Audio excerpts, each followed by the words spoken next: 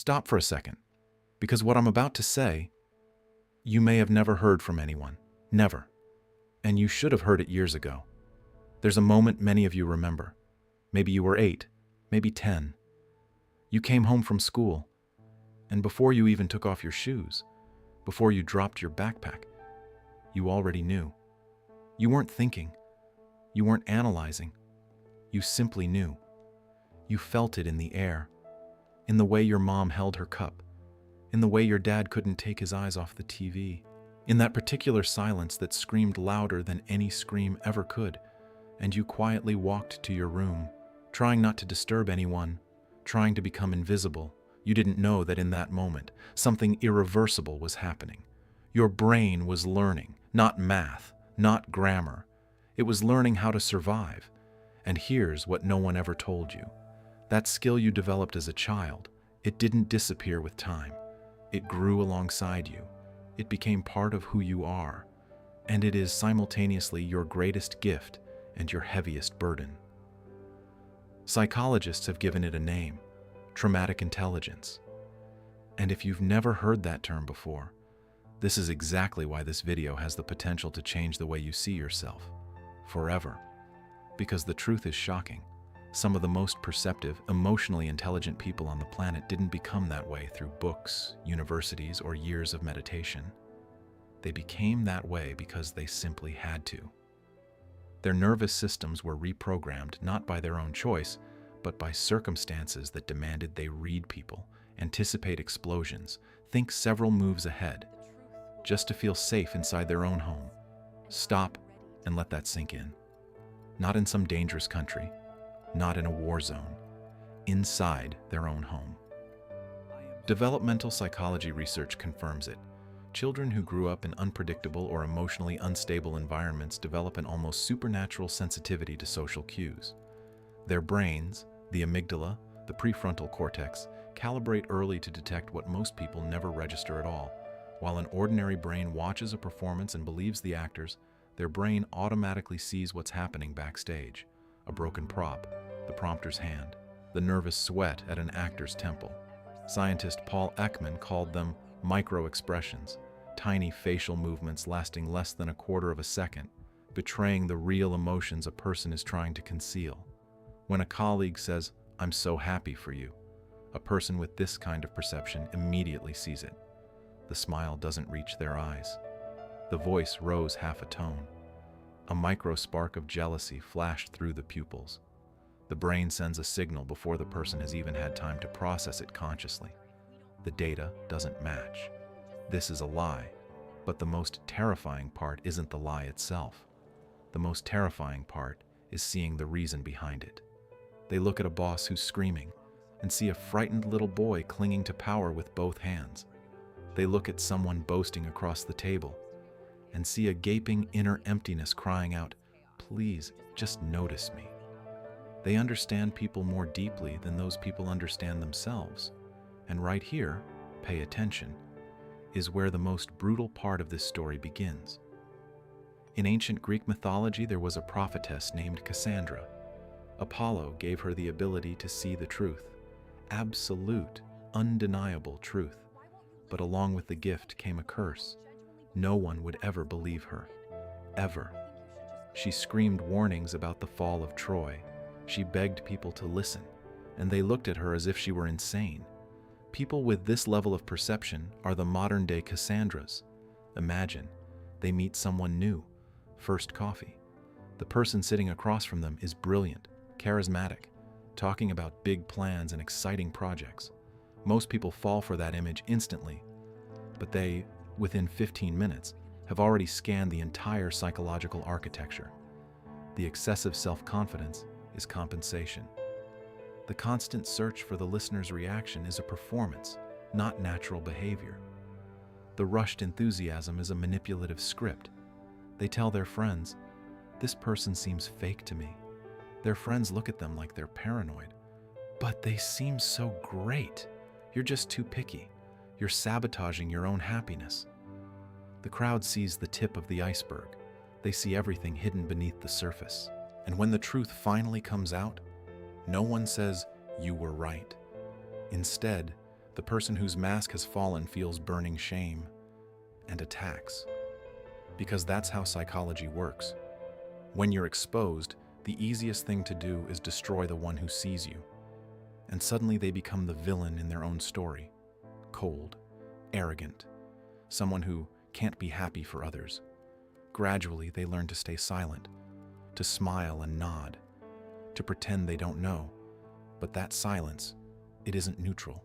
It consumes them, and it pushes them straight into the second trap, which, honestly, is even more dangerous. When you can't trust words, you begin to trust only your own analysis, and observation stops being a tool. It becomes a cage. A compliment from a partner is no longer just a compliment. It's preparation for a request. A gift from a loved one isn't romance. Immediately the question arises, what does he feel guilty about? A reply in a messenger that takes 30 minutes isn't because they're busy. That's distance, the beginning of the end. They win every mental game. They expose every mask. No one fools them. But the price, the inability to simply exist. To simply breathe next to someone without analyzing every breath. To rest their head on someone's shoulder and think nothing at all. They are like a person with hypersensitive hearing who can hear cracks forming in walls before they collapse. It saves them from disaster, but it takes away their ability to enjoy music because every sound has already become a threat. Do you recognize this? If so, keep listening because the most important part is still ahead. The third trap, and it's painful for me to even talk about it, is the quietest and loneliest of all. There is a particular kind of loneliness that only those who see everything can understand. It's not the loneliness of an empty room. It's the loneliness of standing in a crowd of celebrating people and silently watching a tragedy that no one else can yet see. They attend a close friend's wedding, an orchestra, flowers, tears of joy, but they see it. Through one glance, the groom throws in the wrong direction, through the bride's forced smile masking anxiety, that this marriage is built on sand. They see the collapse in the very moment of celebration, and they still raise their glass, wishing you a lifetime of happiness. It's like knowing the Titanic is going down, and standing on the first-class deck watching everyone dance. They carry these truths inside themselves for years, in silence. And that silence, it isn't just heavy, it's chronically exhausting. They feel the needs of others before those people have even become aware of them themselves. They know how to act so that everyone around them feels good, but in return, no one reads them, no one asks, "And how are you?" The person who heals the whole world becomes like a glass wall. Through it, everyone sees their own reflection, but not the one standing on the other side.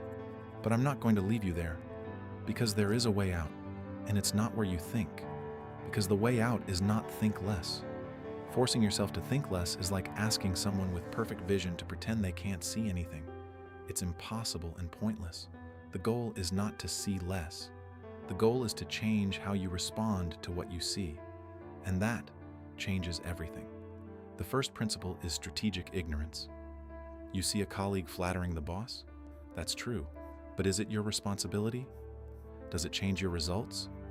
No. Then observe it like a cloud drifting across the sky. You can see it's gray, but you're not obligated to fly up and push it away.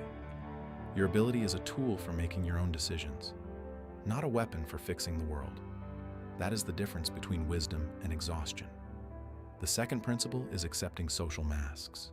And this is the hardest one, because a person with this level of perception craves authenticity, demands it. But look deeper. Why do people wear masks at all? Not always to deceive, most often to keep from falling apart. That loud braggart at the table is a boy whose father never once said, "I'm proud of you." That cold friend who seems untouchable is actually trembling inside, terrified of being abandoned again. A mask is the last line of defense. The highest form of understanding is not ripping the mask off. It's seeing what's behind it and still choosing kindness. The third principle is forgiving the blind spots of the present moment. If your intuition signals a 20% risk, acknowledge it.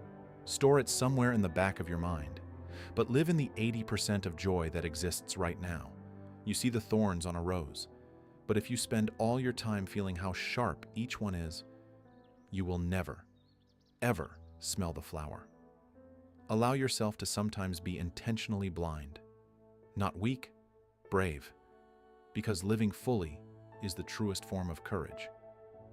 And here's what happens when you learn to let go. Something almost impossible. Your ability to observe doesn't disappear. It transforms. You stop being a cold X-ray machine that ruthlessly exposes every flaw. You become a quiet lighthouse. You see all the hidden rocks and dangerous currents, but instead of screaming in panic, you calmly, confidently guide the ship through them. And it's no longer a burden. It becomes strength. This level of perception is a brutal gift, but also the rarest and most beautiful one, if you learn how to master it. If you recognized yourself today, and especially if you've been carrying this in silence for years, I want you to know one thing.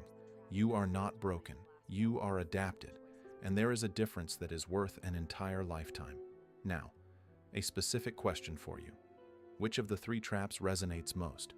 Cassandra in relationships, the detective spiral in love, or the glass wall of loneliness in a crowd? Write in the comments. One word, one sentence, or an entire story. Because I guarantee someone is reading those comments right now thinking, "My God, I'm not alone." Your answer might be exactly what someone needs to hear today. If this video gave you something real, hit like. Not for me. For the people this algorithm might reach tomorrow. The ones for whom it could change something important. And subscribe, because the next video will be about something you definitely won't want to miss.